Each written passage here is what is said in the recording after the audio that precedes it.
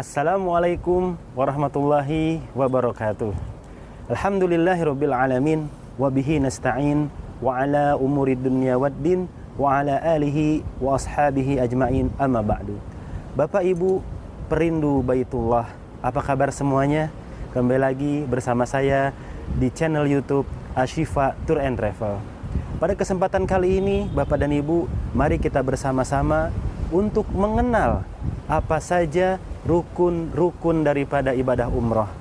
Karena ketika kita mengenal rukun-rukun ibadah umroh, insya Allah ibadah umroh yang akan kita laksanakan mudah-mudahan mendapatkan kesempurnaan. Yang pertama, bahwasanya rukun umroh itu yaitu berniat. Kemudian yang kedua, kita melakukan tawaf. Dan yang ketiga, kita melakukan sa'i. Dan yang terakhir, yang keempat, yaitu tahallul. Bapak dan Ibu perindu Baitullah, yang pertama yaitu rukun umroh yang pertama yaitu berniat. Maka sebelum berniat, Bapak dan Ibu harus memperhatikan hal-hal yang akan saya sebutkan. Yang pertama, tentunya kita disunahkan untuk mandi. Dan yang kedua, setelah mandi kita disunahkan untuk memakai wangi-wangian. Kemudian setelah itu bagi bapak-bapak wajib mengenakan dua helai kain. Yang pertama sebagai sarung dan yang kedua sebagai penutup pundak. Sedangkan untuk ibu-ibu memakai pakaian yang menutup aurat. Dan tidak diperbolehkan untuk memakai cadar ataupun memakai sarung tangan. Kemudian setelah semuanya siap, Bapak dan Ibu berangkat menuju ke tempat mikot. Dan di sanalah, di tempat mikotlah Bapak dan Ibu mengucapkan niat untuk melaksanakan ibadah umroh dengan ucapan kalimat labbaik Allahumma umratan. Kemudian setelah berniat, maka setelah itu Bapak dan Ibu dilarang untuk melakukan larangan-larangan yang dapat membatalkan ibadah umroh kita semua. Kemudian setelah kita berniat dan kita pergi menuju ke Makkatul Mukarramah, maka sepanjang perjalanan Bapak dan Ibu disunahkan untuk mengucapkan talbiyah dengan kalimat labbaik Allahumma labbaik labbaik la syarika laka labbaik innal hamda wan ni'mata laka wal mulk la syarika lak. Seperti itu talbiyah terus diucapkan sampai kita tiba di Masjidil Haram. Kemudian setelah tiba di Masjidil Haram, kita melakukan doa untuk masuk ke dalam masjid. Allahumma iftahli abwaba rahmatik. Nah, setelah kita melaksanakan rukun yang pertama, maka Bapak dan Ibu para perindu Baitullah, kita lanjutkan ke rukun umrah yang kedua, yaitu adalah tawaf. Tawaf yaitu mengelilingi Ka'bah atau Baitul Atiq sebanyak 7 kali putaran. Kemudian dimulai putaran tersebut dari titik Hajar Aswad. Kemudian diakhiri juga di titik Hajar Aswad. Kemudian yang disunnahkan oleh Rasulullah Sallallahu Alaihi Wasallam ketika kita memulai untuk melaksanakan tawaf, jika mampu, jika diberikan kemudahan, kita mencium Hajar Aswad. Namun apabila kondisi di lingkaran tawaf itu begitu banyak orang yang melakukan umrah, maka tidak perlu untuk menciumnya. Kita dapat memberikan isyarat dengan tangan kanan kita seraya mengucapkan Bismillahi Allahu Akbar. Kemudian kita melanjutkan untuk melaksanakan putaran yang pertama. Kemudian selama melaksanakan tawaf tidak ada doa-doa khusus. Adapun Bapak dan Ibu yang merindukan untuk melihat Ka'bah dapat berdoa langsung dengan doa-doa yang khusus yang dibaca oleh para jamaah sekalian. Kemudian ketika Bapak dan Ibu telah sampai di rukun Yamani, disunahkan pula oleh Rasulullah Shallallahu Alaihi Wasallam untuk mengusapnya. Namun apabila bapak dan ibu tidak mampu mengusapnya, maka tidak mengapa. Kemudian di antara rukun Yamani sampai ke rukun Hajar Aswad, bapak dan ibu disunahkan dengan doa yang sangat mudah, dengan doa yang dicontohkan oleh Rasulullah Shallallahu Alaihi Wasallam. Rabbana atina fid dunya hasanah wa fil akhirati hasanah wa qina azabannar wa adkhilna jannata ma'al abrar ya aziz ya ghaffar ya rabbal alamin.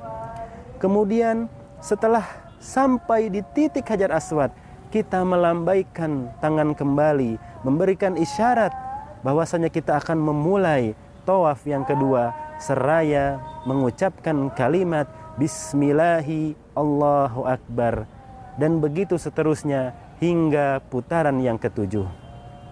Setelah bapak dan ibu selesai melaksanakan tawaf sebanyak 7 putaran, maka kita disunahkan untuk sholat 2 rakaat di belakang maqam Ibrahim.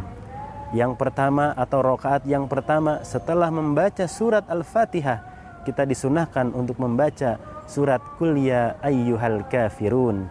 Kemudian di rakaat yang kedua kita disunahkan untuk membaca surat Qul huwallahu ahad. Perlu diperhatikan oleh bapak dan ibu semuanya, sekiranya kita tidak mampu untuk melaksanakan sholat 2 rakaat tepat di belakang maqam Ibrahim, maka bapak dan ibu dapat melakukan sholat dimanapun saja yang suasananya agak longgar, yang suasananya bapak dan ibu ketika melaksanakan sholat tersebut bisa sholat dengan keadaan yang khusyuk. Kemudian setelah sholat 2 rakaat di belakang maqam Ibrahim, kita disunahkan untuk meminum air zam-zam. Dekat dari tempat kita sholat banyak disediakan air zam-zam, dan di sana kita bisa minum. Kemudian seraya membaca doa, Allahumma inni as'aluka ilman nafi'a wa rizqan wasi'a wa shifaan min kulli da'in birahmatika ya arhamar rahimin.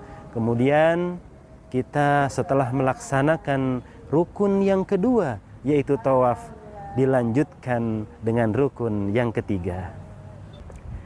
Nah, bapak dan ibu, setelah kita melaksanakan rukun umroh yang pertama, kemudian dilanjut dengan rukun umroh yang kedua, maka selanjutnya kita akan melaksanakan rukun umroh yang ketiga, yaitu sa'i. Apa itu sa'i? Sa'i adalah perjalanan, yaitu mengelilingi dari Bukit Sofa menuju Bukit Marwah sebanyak 7 kali putaran. Dimulai dari Bukit Sofa kita menuju ke Bukit Marwah, itu dihitung 1 putaran. Kemudian dari Bukit Marwah menuju Bukit Sofa, itu dihitung putaran yang kedua. Maka apabila sa'i sebanyak 7 putaran, maka nanti tempat berhentinya adalah di Bukit Marwah. Kemudian doa apa yang dibaca ketika melaksanakan sa'i? Tidak ada doa khusus yang diajarkan oleh Rasulullah SAW, melainkan doa-doa yang telah kita hafal sebelumnya, yang telah kita pelajari ketika manasik, yaitu ketika kita akan mendekati Bukit Sofa maupun Bukit Marwah, disunahkan untuk membaca doa Inna Sofa wal Marwata min sya'airillah faman hajjal baita aw i'tamara fala junaha alaihi ayyattawafa bihima wa man tatawwa'a khairan fa innallaha syakirun alim. Kemudian ketika bapak dan ibu telah sampai di Bukit Marwah atau telah sampai di Bukit Sofa, kita disunahkan untuk menghadap kiblat, melihat Ka'bah.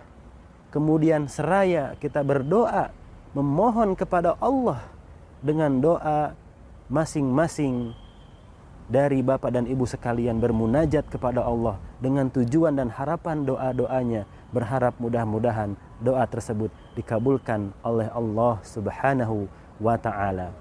Kemudian ketika turun dari Bukit Sofa, menuju ke Bukit Marwah.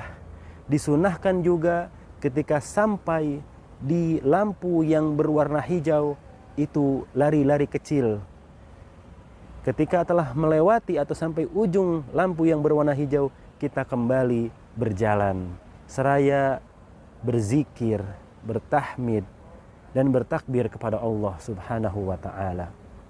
Begitupun ketika kita sampai di Bukit Marwah, kita menghadap kiblat dan memohon kepada Allah dengan berdoa, mudah-mudahan doa-doa kita dikabulkan oleh Allah Subhanahu wa ta'ala. Alhamdulillahirabbil alamin. Rukun yang ke-1 sudah dilaksanakan. Rukun yang kedua sudah dilaksanakan. Rukun yang ketiga sudah dilaksanakan. Sehingga tersisa satu rukun lagi, yaitu rukun yang keempat adalah tahallul atau mencukur rambut.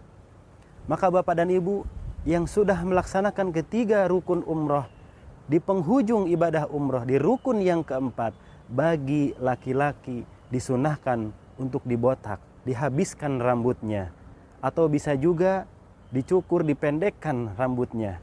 Dan untuk yang perempuan, dipendekkan rambutnya saja.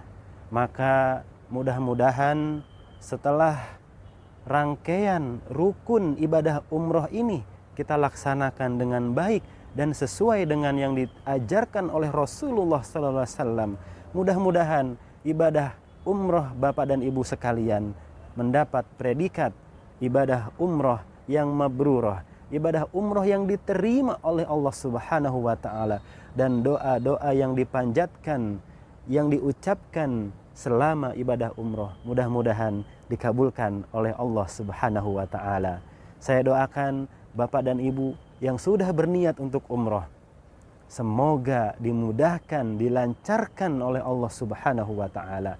Atau Bapak dan Ibu yang sudah daftar untuk umroh, mudah-mudahan diberikan senantiasa kesehatan dan kelapangan oleh Allah Subhanahu wa ta'ala, sehingga dalam waktu keberangkatannya diberikan kelancaran. Ketika sampai atau tiba di tanah suci diberikan kesehatan, dan ketika melakukan ibadah umroh diberikan kekhusyuan dalam beribadah, dan ketika pulang ke Indonesia, ke tanah air, diberikan manfaat-manfaat dari melaksanakan ibadah umrah, yaitu salah satunya diantaranya ketika pulang ke tanah air, Bapak dan Ibu mendapatkan efek-efek positif, mendapatkan pengaruh-pengaruh yang bisa tertular dibawa ke tanah air. Misalnya lebih semangat lagi dalam beribadah, lebih semangat lagi dalam sholat, lebih semangat lagi dalam tilawah Al-Quran, lebih semangat lagi dalam bersodakoh, dan melakukan amal soleh yang lainnya. Di akhir video ini saya mengajak Bapak dan Ibu para perindu Baitullah, mari kita berdoa, kita memohon kepada Allah Subhanahu wa ta'ala agar kita semua dipanggil menjadi tamu Allah, datang ke Baitullah, datang ke dua kota suci Mekah dan Madinah. Amin ya Allah ya Rabbal Alamin. Sekian video ini, mudah-mudahan bermanfaat. Silahkan simak video-video yang selanjutnya. Wassalamualaikum warahmatullahi wabarakatuh.